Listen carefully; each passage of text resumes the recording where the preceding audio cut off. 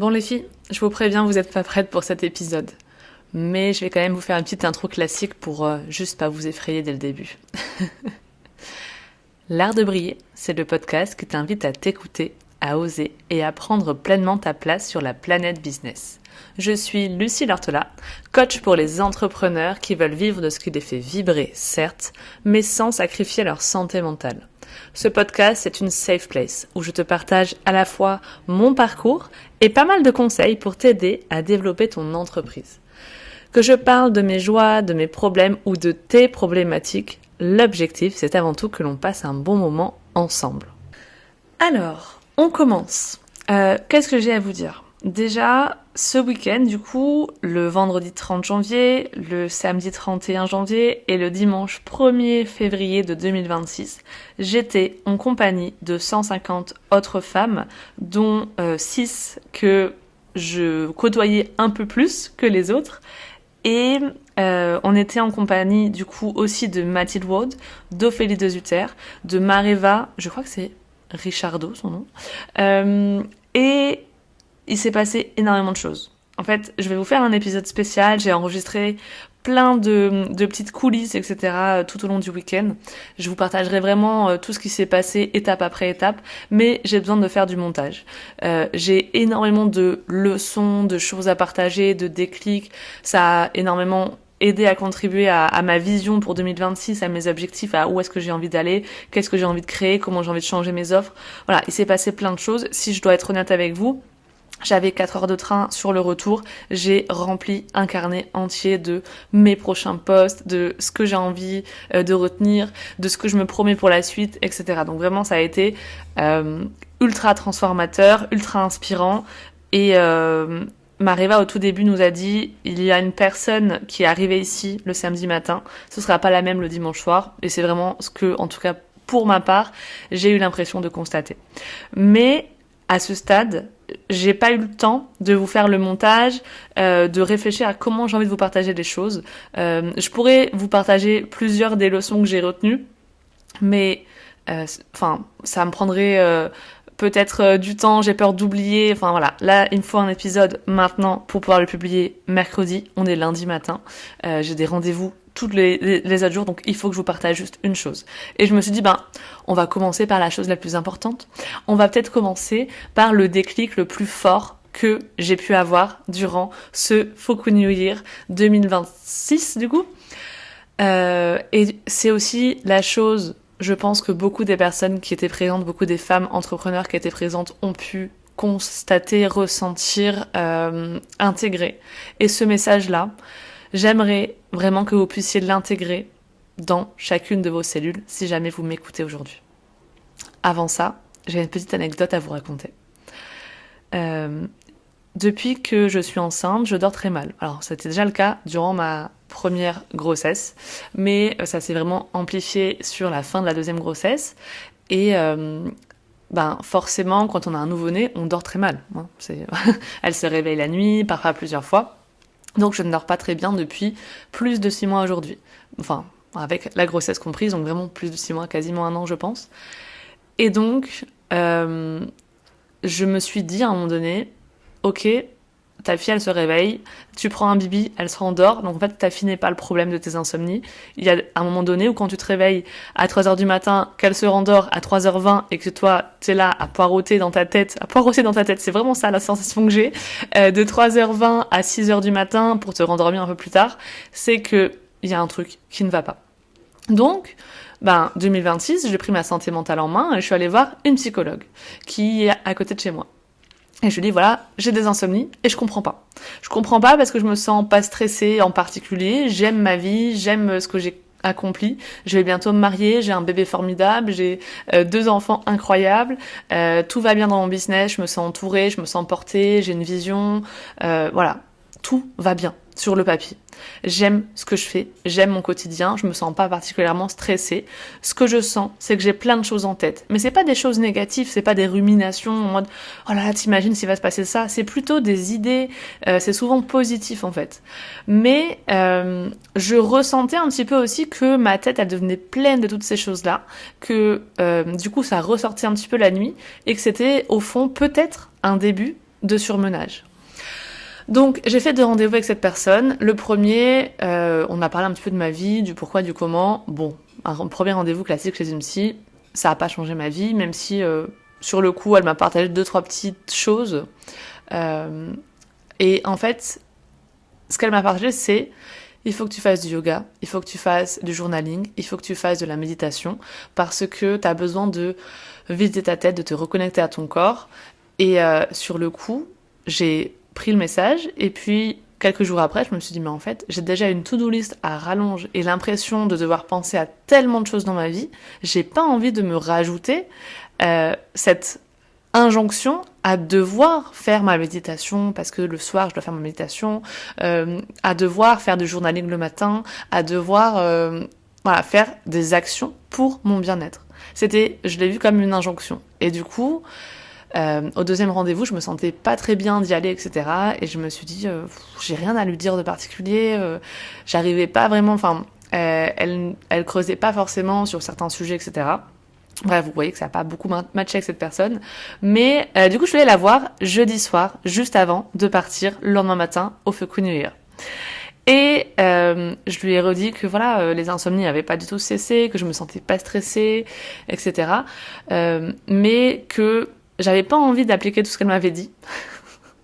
Parce que, concrètement, je me sentais déjà surmenée de plein de choses à accomplir et j'avais pas envie que ça devienne une injonction.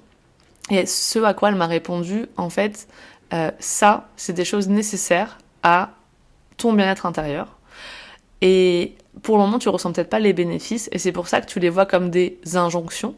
Mais plus tu vas les faire, et plus tu vas te rendre compte de tout ce que ça t'apporte dans ta vie, et plus tu vas dire, ok, en fait, c'est une rigueur un petit peu à avoir, mais c'est une rigueur nécessaire parce que ça te permet de te sentir mieux tout le reste du temps dans ta semaine. Sympa son message. Mais clairement, je suis sortie de là en mode, voilà, j'ai pas fait ce qu'elle m'a demandé, pas vraiment.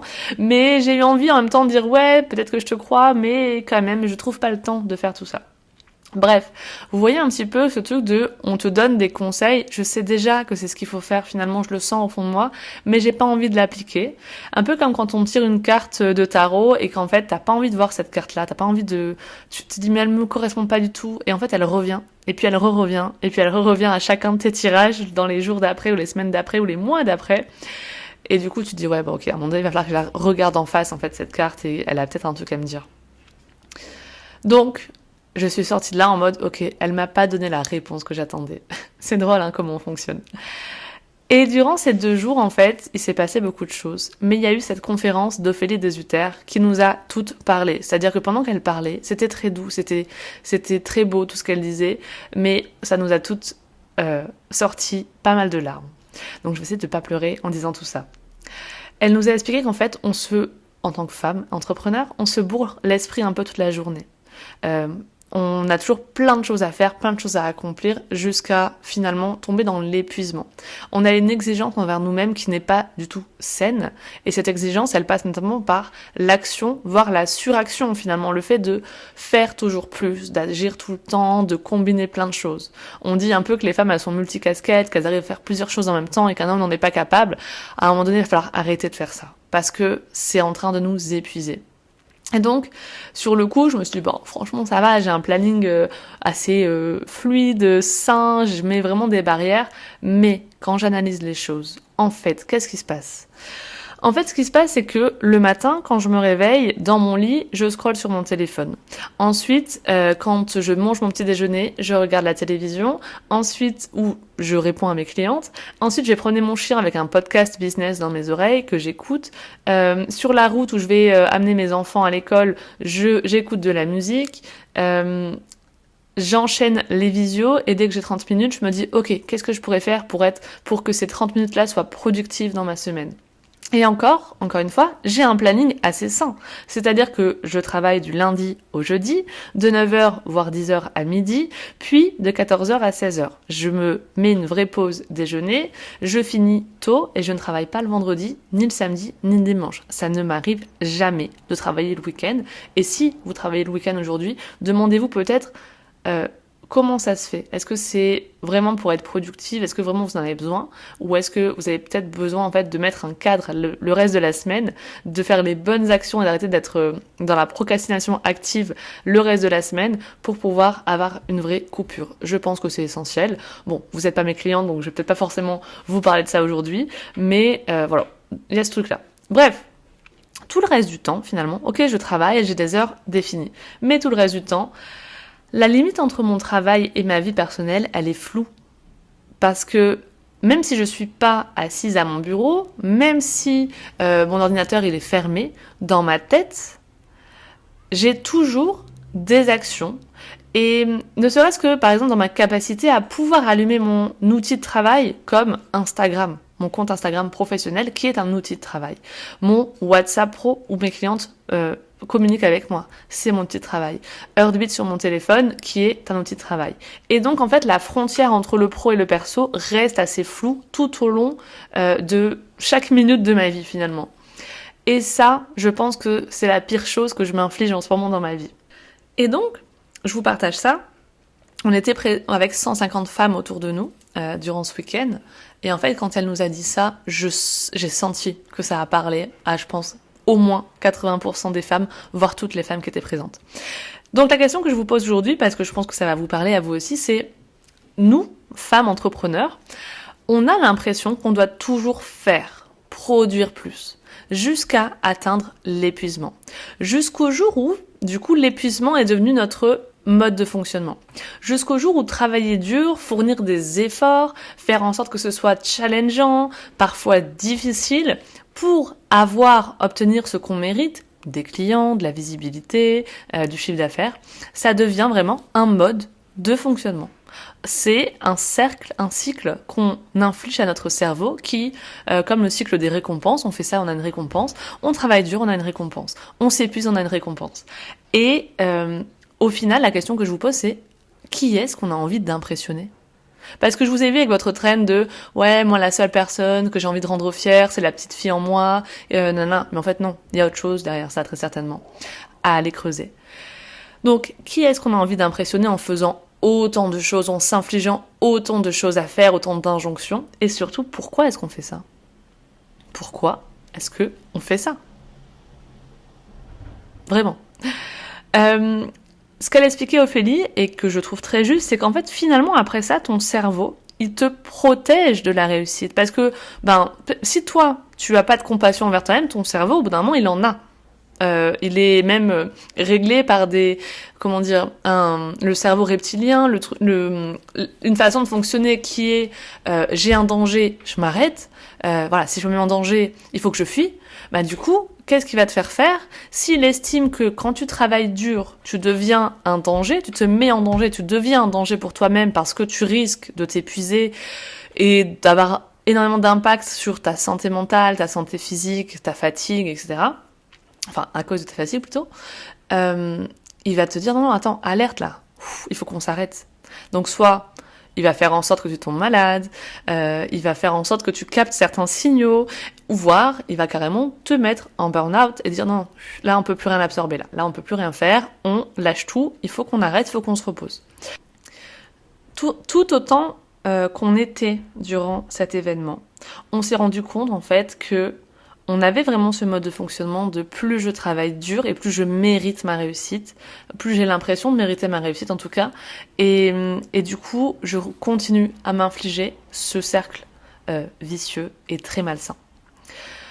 Donc, moi, dans mon programme Magnetic Business, en tant que coach, j'accompagne les personnes à se développer. Des fois, c'est intense, mais dans tous les cas, je leur dis que la priorité, c'est des fois de prendre du temps pour elles, de faire des siestes, de partir en vacances. Et ça, c'est vraiment quelque chose qu'on programme avant tout objectif business dans notre année. C'est de se dire, en fait, il faut que tu respire un petit peu. Il faut que tu puisses lâcher prise, il faut que tu partes en vacances. Donc, on programme avant tout nos vacances, nos moments de repos dans notre semaine, et ensuite, on va y mettre des objectifs financiers ou j'en sais rien quoi, ce qu'elles ont envie. Tout au long du programme de Magnetic Business, tous les vendredis, on célèbre nos victoires. Et je tiens vraiment, je mets un point d'honneur à ce qu'elle le fasse chaque semaine, parce que le fait de célébrer ses victoires, d'amener aussi de la joie, c'est vraiment quelque chose qui ressort, c'est que elles reprennent du plaisir à créer juste pour elles, elles ont plus de joie à communiquer, etc. Ça, c'est important. Parce que c'est une façon de dire à leur cerveau à nouveau, regarde, ce que tu fais dans ta semaine, ça te fait du bien, ça t'apporte de la joie, ça t'apporte du bonheur, et ça mérite d'être reproduit, ça mérite que tu zoomes un petit peu là-dessus aussi. Parfois, la victoire, c'est pas seulement d'avoir terminé ta to-do list, d'avoir gagné de l'argent, d'avoir signé un client. Et ça aussi, je mets un point d'honneur à leur dire.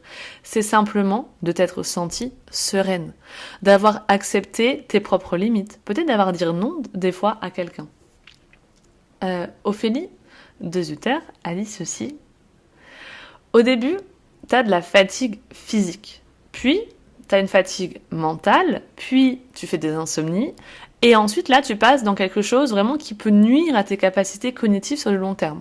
C'est-à-dire que les femmes de 30 ans qui, dans leur trentaine, s'épuisent, et là, je cite vraiment ce qu'elle a dit, font un bon cocktail pour que, il y a des études qui le montrent, a priori, à 40 ans, dans leur quarantaine, elles aient une baisse de leur capacité cognitive. Et ça, c'est chaud quand même. Ce qu'on s'inflige en disant non, mais c'est juste, on agit, on vise nos objectifs, on avance, etc. Donc, ton corps, en fait, il t'envoie des messages en permanence. Pour moi, les insomnies que je vis en ce moment sont un message. Mais vous avez vu, c'est le 3e step du message qu'il m'a envoyé, que j'ai pas du tout entendu jusque-là. Et donc, te sentir claqué à la fin de ta semaine, le vendredi soir, c'est un message. Le fait que tu as l'impression que ton cerveau il est un peu surchargé en ce moment, c'est un message. Et ma question du coup pour vous aujourd'hui c'est pourquoi t'écoutes pas ce message-là ? Pourquoi est-ce qu'on veut continuer malgré tout à agir, à porter les gens, à accompagner, autant dans la vie pro, perso, nos enfants, notre conjoint, nos amis, alors que nous-mêmes, on se sent vide ? Ou alors au contraire, on se sent surchargé de choses. Donc, si il y a une idée qui vient aussi du podcast de Mona, dont je vous ai déjà parlé, mais notamment même, le podcast d'ailleurs, où je sais pas si c'était une idée dans cet épisode avec Ophélie ou si c'était autre chose, mais ça doit venir un petit peu de la même vibe, c'est en fait, tu es en train de demander des choses. C'est-à-dire que si tu agis, forcément, c'est que tu as envie de plus d'argent et donc en fait, tu demandes. Enfin, moi, je suis un peu spirituelle, donc voilà, tu demandes à l'univers de dire donne-moi plus de clients, donne-moi plus de visibilité, etc. Peut-être que tu te reposes que sur toi-même, donc tu dis voilà, moi, je vais aller chercher plus. Et c'est aussi ok. Mais dis-toi que si t'es rempli à ras-bord de choses à faire, de to-do list, d'injonctions, de tes il faut que mes enfants soient équilibrés, il faut que mon couple soit sain et soit nourri, et qu'on s'entende bien, et que tout se passe bien, qu'on se dispute jamais, il faut que moi je sois parfaite, fit dans mon corps et bien, et que je mange bien, et que je fasse mes 100 pas par jour, enfin mes 100 pas, mais je sais pas, 10 000 pas, ou en tout cas que je marche chaque jour. Il faut que mon chien, je sais pas, soit bien éduqué. Bref, on a toujours des injonctions qui viennent, ok ? Si vous êtes rempli de tout ça, en fait, la vie, ou votre cerveau peut-être, je ne sais pas, ne va rien vous donner de plus, en fait. Parce que elle est bien plus douce avec vous que vous-même. Et ça, c'est un truc qu'il faut intégrer. Donc toi, t'es là, tu fais des tableaux de visualisation, tu mets des choses, des objectifs, tu fais, voilà, tu essaies de manifester des choses dans ta vie pour avoir plus, pour avoir mieux, pour être plus heureuse, si j'ose le dire. Et en fait, ce que tu comprends pas, c'est que quand tu veux manifester ceci et cela, en fait, plus t'es dans le contrôle et plus tu bloques tes résultats. D'ailleurs, c'est quelque chose que je vous disais déjà dans l'épisode 91 de l'Art de Briller, qui s'appelle 5 leçons business apprises en 2025, et que je vous invite à aller écouter après cet épisode si vous voulez. L'épisode 91. Ok, donc, il va falloir que tu comprennes que peut-être que si tu veux des résultats différents aujourd'hui, au lieu de t'infliger toujours plus d'actions, au lieu de t'en vouloir parce que t'as pas encore les résultats escomptés ou que tu espères, peut-être que la meilleure chose que tu puisses t'offrir, c'est du vide en fait. Parce que là, t'es rempli à ras-bord. Tant dans ta tête que dans ton planning. Et donc, il va falloir que tu vides un petit peu les deux. Il va falloir que tu vides ton planning et que tu vides ta tête. Donc peut-être que la meilleure chose que tu puisses t'offrir vraiment cette semaine, c'est de faire une sieste. De ralentir. De savourer. et de prendre le temps. De te dire, en fait, j'ai le temps. Et de programmer des moments où tu ne fais rien dans ton agenda. Mais pas du rien productif, attention, parce que je te vois venir. Hein. Pas du rien où tu es dans la lessive. Pas du rien où tu dis, ah, mais pendant mon rien, je vais pouvoir aller faire du sport pour atteindre mes objectifs sportifs. Pas du rien où, ouais, mais pendant ce rien, je vais prendre du temps de qualité avec mes enfants, parce que j'essaye aussi d'être une super maman pour eux. Juste du rien où t'as aucune injonction. Juste à être. Juste à kiffer ta vie. Juste à te faire kiffer. Qu'est-ce qu'il se passerait si vraiment tu te faisais kiffer là, cette semaine, sans aucune injonction, sans aucun il faut derrière, sans que ce moment il soit autre chose que du kiff, de la joie et du bonheur, et qu'il soit pas corrélé à un objectif que tu as dans ta vie personnelle ou professionnelle. Donc, je suis venue avec la problématique suivante. Et c'est un petit peu en lien.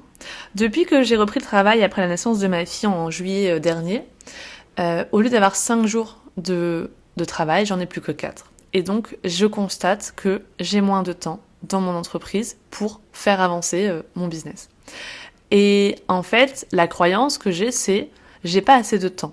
Si jamais ça ne fonctionne pas, si jamais j'ai pas assez de clients, si jamais j'ai pas assez de visibilité, c'est parce que je n'ai pas assez de temps. Fausse croyance, vous la sentez ? Parce que depuis que j'ai repris mon travail, j'ai lancé l'offre qui est aujourd'hui l'offre la plus impactante, la plus incroyable que j'ai offerte, l'accompagnement que j'ai à offrir, disons, l'accompagnement qui a le plus eu de résultats aussi pour mes clientes, qui s'appelle Magnetic Business du coup. J'ai aussi vendu et atteint le chiffre d'affaires mensuel, je l'ai carrément explosé, c'est-à-dire que peut-être que le meilleur était de 5000 jusque-là et je suis allée à 8300 au mois de octobre 2025. Et concrètement, je ressens que j'ai de plus en plus d'opportunités, que mon business évolue de façon incroyable en ce moment. Donc je me raconte des histoires, mais toi aussi tu t'en racontes, hein, t'inquiète pas. Donc l'idée, et ça c'est Mathilde dans sa première conférence qui nous a fait faire ça. L'idée, la problématique que j'ai moins de temps aujourd'hui pour mon business. Comment est-ce que je pourrais impacter le monde, le max de monde malgré tout ? Et Mathilde nous a fait changer ce message. Et donc mon message est devenu le temps que j'ai à disposition suffit à atteindre mes objectifs. Je suis pas assez visible en ce moment, ça c'était une de mes autres croyances, c'est devenu je suis découverte tous les jours par les bonnes personnes. Et ça suffit en fait. Voilà. J'ai plus envie de courir après des abonnés, après des clients, après des devis signés ou faire des gros lancements, me mettre un peu à m'épuiser, juste pour dire j'ai besoin de plus. Alors je continuerai à faire des lancements parce que j'adore ça. Mais justement, quand je me sentirai connectée à ma joie, et pas parce qu'il me faut des clients, il faut rentrer du chiffre d'affaires, etc. Et donc, moi, mon pari sur l'avenir, c'est aujourd'hui, je me sens dans une mission. Depuis que je suis née, je me sens dans une mission. Cette mission, et je sais pas pourquoi c'est cette mission-là, mais c'est la mienne en tout cas, c'est d'impacter un maximum de personnes sur cette terre à ce qu'ils soient satisfaits de leur vie sur leur lit de mort. Voilà. Elle est très simple, elle est très claire. Et aujourd'hui, je me dis que plus je serai alignée à cette mission, plus je serai connectée aux personnes qui en ont besoin. Donc, je vais continuer à diffuser mon message de la façon dont je kiffe le faire, et c'est pour ça que j'ai commencé la semaine en enregistrant un podcast, mais je vais arrêter de me mettre des injonctions de je dois lancer ceci, je dois faire cela, je dois faire plus. Et donc, peut-être que toi aussi, voilà pourquoi je te dis ça, hein, voilà, à un moment donné, il faut que ça te fasse écho aussi, peut-être que ça le fait déjà d'abord. Peut-être que toi aussi aujourd'hui, t'as plus besoin de courir vers l'avant en permanence en fait. Peut-être que t'as plus besoin d'agir, d'essayer de soulever des montagnes à toi seul et à tout porter sur tes épaules pour dire j'y vais, je vais triompher, je vais faire plein de choses incroyables dans ma vie. Peut-être que tu as juste besoin de contempler tout ce que tu as déjà fait tout ce que tu es aussi. Peut-être que tu as besoin de te reconnecter à toi. Et c'est un petit peu ça l'idée quand je me dis je vais me réaligner à ma mission, me reconnecter à ma mission. C'est un truc intérieur en fait. C'est pas agir, faire, aller vers l'extérieur, aller dans le mouvement. Non. Juste, tu te reconnectes à toi. À ce que tu veux partager comme message au monde. De quoi le monde il a besoin en fait à ton avis aujourd'hui ? Il a besoin de plus de quoi ? Et toi, comment tu pourrais lui offrir ça ? Est-ce que tu as envie de lui offrir ça déjà? Mais comment tu pourrais le faire si c'est ton intention? Et si finalement, tu te dis, ça me parle pas trop ça, je te comprends aussi. Je vais t'expliquer quelque chose. Peut-être que ton deal, en fait, là, en ce moment, c'est juste de guérir. C'est juste de faire la paix avec certaines parties de toi. Et ça, c'est aussi quelque chose de tout à fait légitime.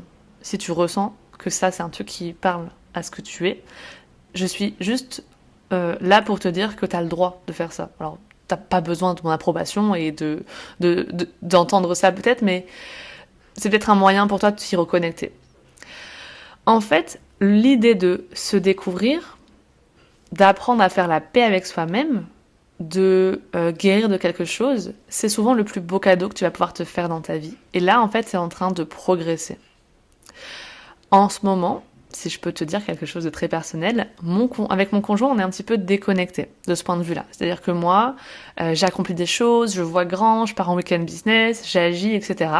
Et lui, il est à une phase de son de sa vie professionnelle où il est fonctionnaire. Du coup, période d'élection municipale, ça bouge pas trop, il a des envies, des projets à mettre en place, mais ça stagne un petit peu. Et en fait, lui, ça lui va. Même s'il s'ennuie un petit peu dans son travail en ce moment, ou s'il il fait pas des grandes choses, entre guillemets, ça lui va totalement. Et ça lui va pourquoi? Parce qu'en ce moment, il est occupé à faire le deuil d'une des personnes les plus importantes de sa vie. Donc, quand tu es occupé à faire un deuil ou à te réparer de quelque chose qui t'est arrivé, à guérir des choses en toi, pour lui, en fait, par exemple, ça passe par... Il ressent pas le besoin d'aller occuper son esprit, d'aller mettre en place des choses, d'aller faire plein de projets. Il a juste besoin, là, de prendre les morceaux de lui qui ont été blessés et de voir qu'est-ce qu'il va pouvoir faire avec ça. Tout a explosé dans son cœur, dans son être, au moment où la personne chère à son cœur est partie. Et donc, il a besoin de récupérer les pièces, en fait, du puzzle et de se dire, ok, maintenant, qu'est-ce que je fais avec ça? Comment je continue ma vie en composant avec ce truc-là?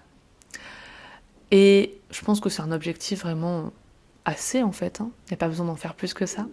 Donc, peut-être que si tes objectifs n'avancent pas en ce moment et que tu as l'impression de stagner, déjà, rappelle-toi que, comme l'a dit Ophélie, tu stagnes seulement dans tes objectifs. En fait, c'est en train d'avancer, toi. T'inquiète pas, tu progresses quand même.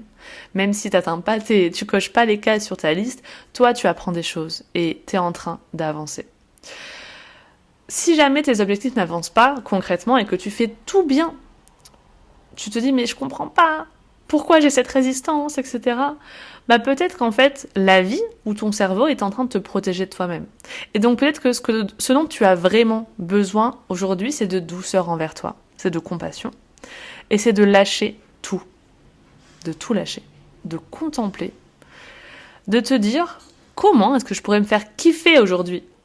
Et là, crois-moi, plus tu vas prendre le temps de kiffer, mais juste pour toi, pour contenter personne, vraiment juste pour toi, plus la vie va t'apporter les opportunités pour kiffer encore plus.